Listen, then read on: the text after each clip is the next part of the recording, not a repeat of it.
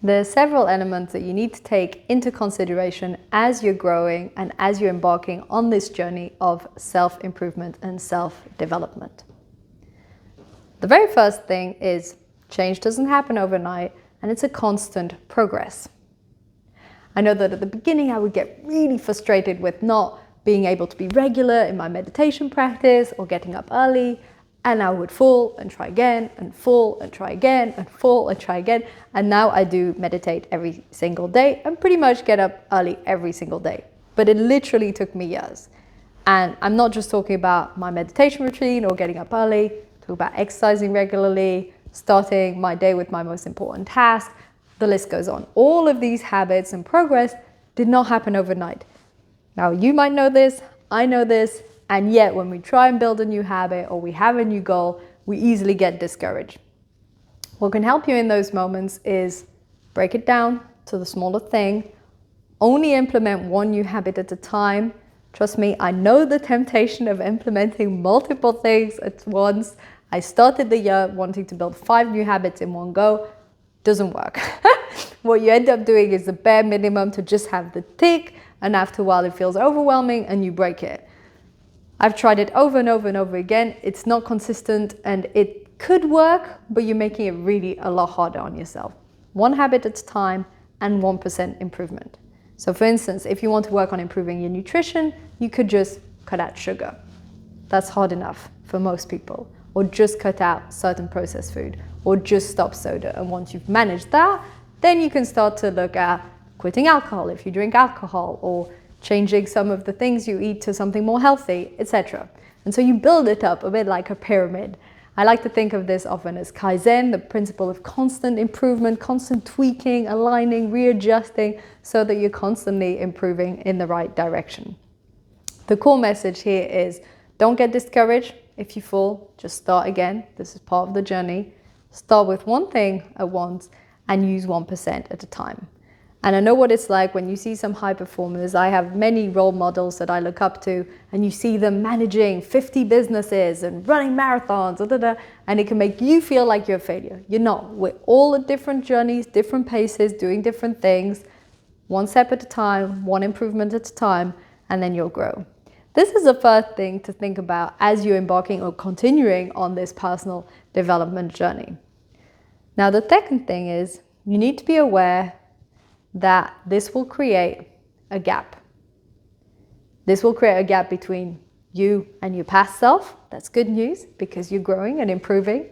But it also might create a gap between you and your peer group. Because if you start to grow and really take your personal development, professional development seriously, then you will no longer be the same person that you were 6 months ago.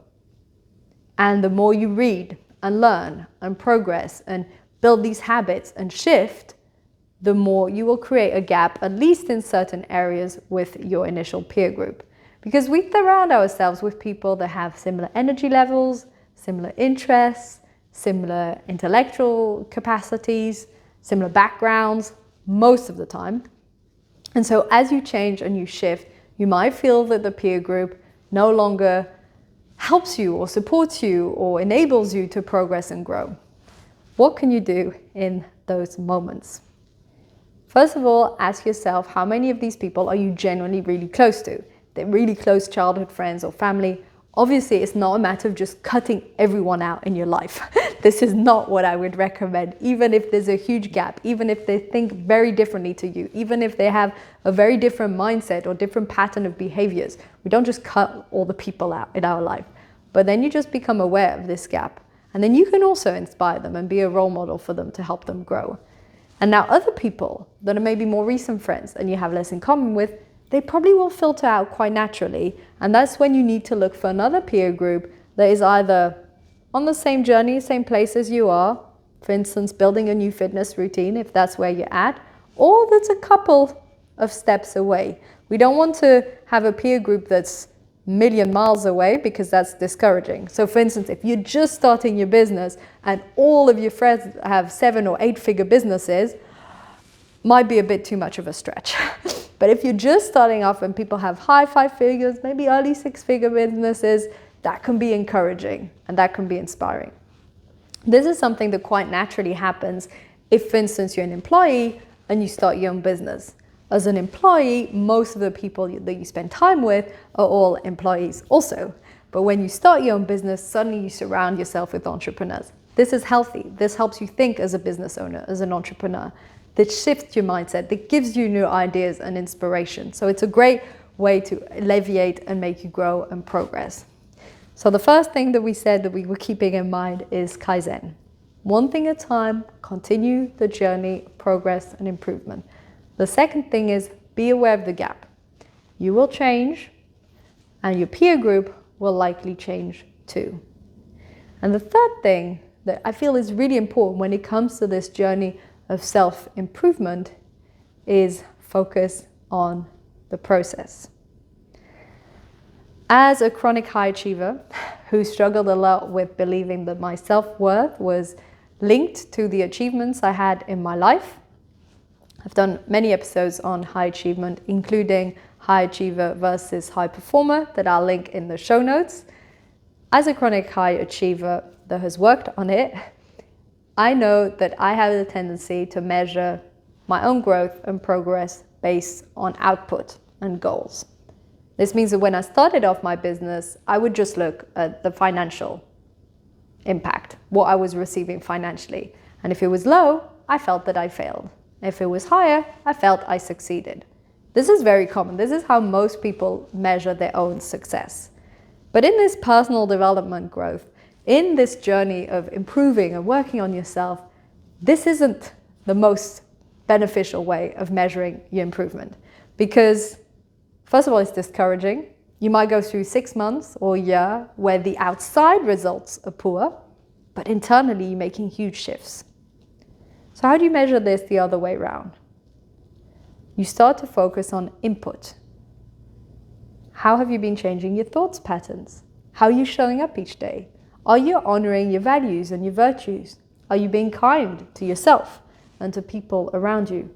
Are you consistent in your behavior? Are you taking bold actions that are scary? Are you consistent and reliable when it comes to your work? Are you being able to maintain the key habits that you've decided for yourself? This is how you start to measure success. Success is how invested you are in the journey, how committed you are in the journey, and you taking those actions. Outside success will just follow internal success. But there's a bit of a jet lag. So if you're too attached to the external results and you don't get them fast enough and you're a bit impatient, like I can be, you might drop and you were really close to that external success and results. How many people do you know who went on a diet and started to exercise and maybe they weren't losing the weight and so they stopped? But how close were they to reaching that goal? Same with business owners who quit. Same with people learning a language who stop. It's because they're doing the internal work, but they still can't have the conversation in Spanish. Oh, no point. But you're there. It's just, there's a bit of a jet lag. So by shifting how you measure success for yourself in your life and in your work to being internally based, process-based, habits that you build, so much more encouraging. This is a concept I got from the book Gap and the Gain by Dan Sullivan. Absolutely love that book. Also did an episode on this that I'll put in the show notes. Start measuring your progress by looking at the results you have gotten so far, internally, input-based, things you've actually progressed on and improved, but also then you can celebrate the external milestones that you have achieved. But we want to focus a little more on the internal journey, an internal process, and a little less on the external world and outside results. Because to be perfectly frank, they're not really what builds the fulfillment. They don't really matter as much. And if you're doing all the internal work, they will happen at one point anyway. So these were the 3 main points that I wanted to discuss when it comes to being on a personal development journey and what that looks like. 1% improvement, mind the gap, and keep focusing on the process and the internal journey. Thank you for tuning in.